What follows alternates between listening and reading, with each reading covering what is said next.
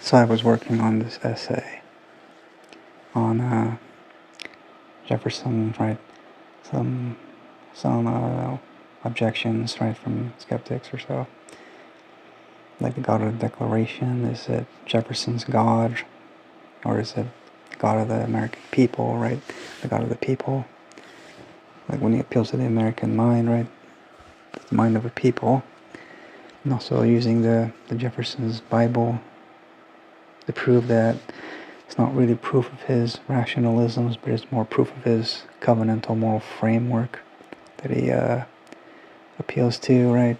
That which he has in common with Christians. And so it's like, even if Christian or not, he still operates within the same overarching biblical, political, covenantal conscience, right? Which is what I'm calling the American covenant, so to say. It's basically the political, religious, moral framework that all of the founders and, Christian people operated under, which includes the one and the same God, basically, regardless of personal opinions. And so it basically starts off with this section: Jefferson's God and the God of the American people. Thomas Jefferson, despite his complex religious views, understood himself as part of a people whose moral and civic life was grounded in the God of the Bible. While his personal theology often diverged from Orthodox Christianity, Jefferson never envisioned an America detached from divine moral order. His references to providence, his acknowledgement of the laws of nature and nature's God, and his conviction that liberty was a gift from the Creator all point to a shared religious foundation. In this sense, the God of Jefferson was not an alien deity of philosophical abstraction, but the moral and providential God whom the American people already worshipped. Even Jefferson's skepticism remained within his biblical, or the framework of biblical moral imagination. His Jefferson Bible, for example, was not an act of repudiation, but an attempt to distill the ethical principles of Jesus, truth, justice, and benevolence, which he believed were the moral essence of Christianity. In his correspondence with John Adams, Jefferson remarked that "You will say I am no Christian. I answer by the very definition of the word, I am a Christian. I am a Christian." This was not irony. It reflected his conviction that Christianity's moral law was the proper foundation for civic life. Thus, Jefferson stood within, not outside, the covenantal ethos of the American order, even when reinterpreting its theology in rationalist terms.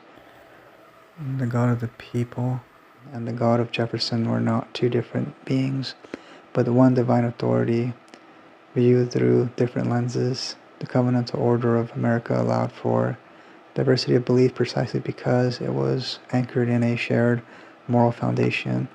The First Amendment separated church from state, not God from the nation. It ensured that no ecclesiastical power would dominate civil authority, while the people themselves, as a moral community under God, remained the true guardians of America's religious identity. Then this one just goes on to talk about the God of the Declaration. The Declaration of Independence reveals this covenantal faith with unmistakable clarity.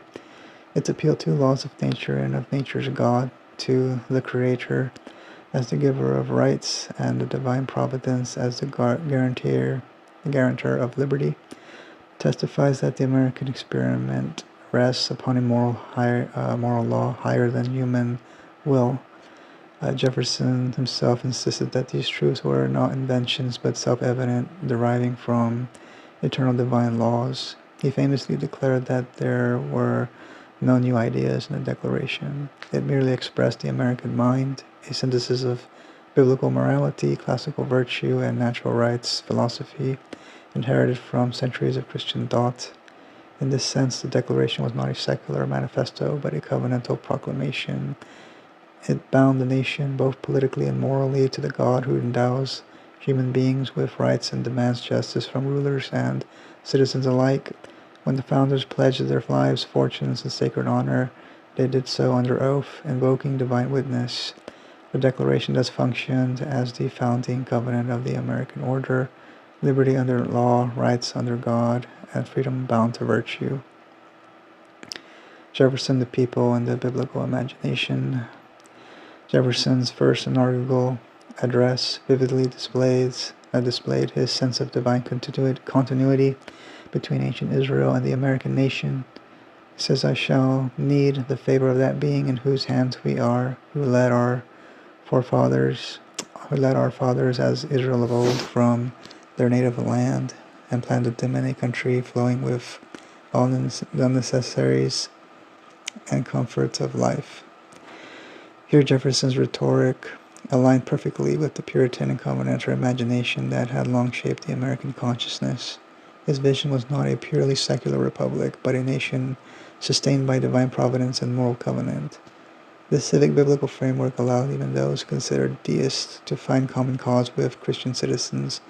Jefferson, Adams, and Franklin might differ in theology, yet they shared a conviction that moral liberty was possible only within a world governed by divine reason and justice.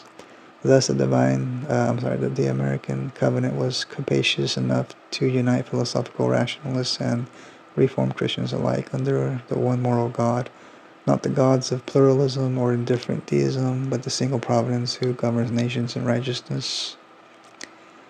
The covenant's moral order and the American future. At the heart of the American experiment lies not merely a political structure, but a moral order, one that recognizes liberty as sacred because it flows from divine authority.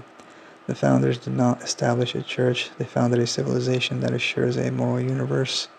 This moral vision, the American covenant, presupposes that a free people cannot endure without moral restraint rooted in faith. The republic's very architecture depends upon the internal governance of conscience, what Adams called a moral and religious people.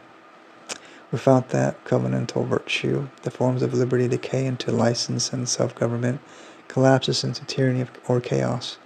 The covenant's genius is that it weds freedom to responsibility. It preserves the voluntary nature of belief while binding civic life to transcendent truth. This covenantal order is not an imposition of sectarian dogma, but a recognition that the moral law is written into creation and into the human heart. Locke's natural rights, the reformed conscience, and Jefferson's appeal to the laws of nature and nature's God all converged on the same reality. The American order stands under divine judgment and guidance. To violate that moral law is not merely to err politically, but to break faith with the very foundation of the nation's existence. Thus, the American covenant continues to speak across centuries. It calls every generation to renewal, to remember that liberty, justice, and human dignity are not inventions of reason or products of government, but gifts entrusted by the Creator.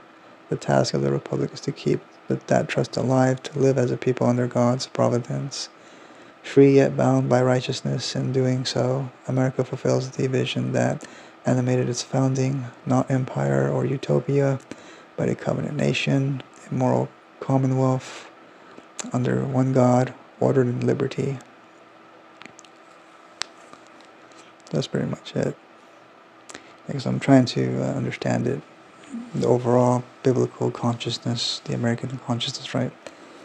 Within the one God of Christ, one God of the Bible, right? The gospel and all that. And so that's what I mean, like, despite the differences of personal disagreement, that they share virtually a common ethos that is based on biblical morality and the biblical God and all that, in light of Christ and in light of America, right? The American values and stuff like that. So that's what I mean. It's like to think of in terms of community. Therefore, it's not the God of an individual. It's the God of like a people, right? Which is a very Christian people or so.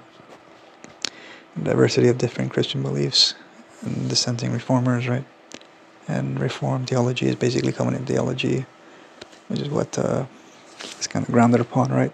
As a theological dimension, adds a theological dimension to the declaration when understood in the context, right, of Christian theology and stuff. And what else?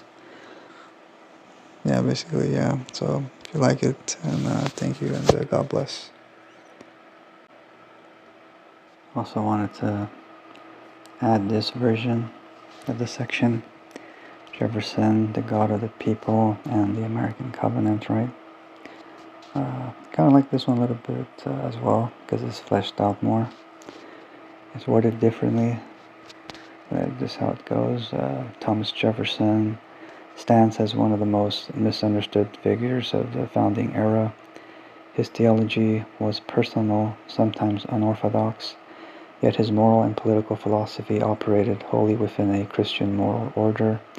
In his correspondence with John Adams, Jefferson anticipated being accused of impiety, writing, "You will say I am no Christian, I shall not deny it to you." Yet he counted himself among those who revered Jesus, his moral teachings, as the most sublime and benevolent code of morals which has ever been offered to man. His famous Jefferson Bible, though stripped of miracles, was not an act of secular rebellion, but an act or an effort to distill the moral philosophy of Jesus, a testament to Jefferson's conviction that the nation's moral life was inseparable from the ethical light of the gospel. In this light, Jefferson's God and the God of the people were not two rival deities, but two expressions of one moral sovereignty, the divine authority that grounds human rights, virtue, and liberty. The Declaration of Independence, drafted under Jefferson's pen, reveals this synthesis with striking clarity. Its appeal to the laws of nature and nature's God, and the assertion that all men are endowed by their Creator with certain unalienable rights, make no sense apart from a theological framework. Jefferson was articulating a civic creed grounded in divine moral realism, a conviction that liberty is sacred because it is given by God, not manufactured by government. Can the liberties of a nation be secure when we have removed their only firm basis, a conviction in the minds of the people that these liberties are the gift of God? Jefferson would later ask, thus, even the most rational Enlightenment elements in his thought were baptized in the biblical moral imagination of the people. His God was not the aloof deity of abstract deism, but the providence invoked by his fellow founders, the same divine governor whom Washington thanked, Adams feared, and Lincoln later invoked as judge and redeemer. Jefferson's wall of separation between church and state, written to the Danbury Baptists in 1802, further confirms the covenantal character of the American order. The wall was never meant to exile God from public life, but to protect the people's right to worship and govern under God without ecclesiastical domination. Likewise, the 1797 Treaty of Tripoli's assurance that the government of the United States is not in any sense founded on the Christian religion was a diplomatic statement, not a moral confession. It declared that America had no state church, not that it rejected Christian moral foundations. Together, these affirm that the authority of the American order flows from the people under God, not from clerics or kings. The citizens themselves, bound by conscience, are the moral agents of the covenant. In this way, Jefferson's political theology complements the broader American covenant, a people under divine authority, governing themselves in liberty and virtue within a biblical moral framework. The American people are not a church, yet they are a covenanted moral community. They are a covenanted moral community entrusted with sustaining the nation's law, liberty, and order before God. Even those founders influenced by deism could find themselves within this framework, for they acknowledged that the republic could not endure without faith in a moral governor of the universe.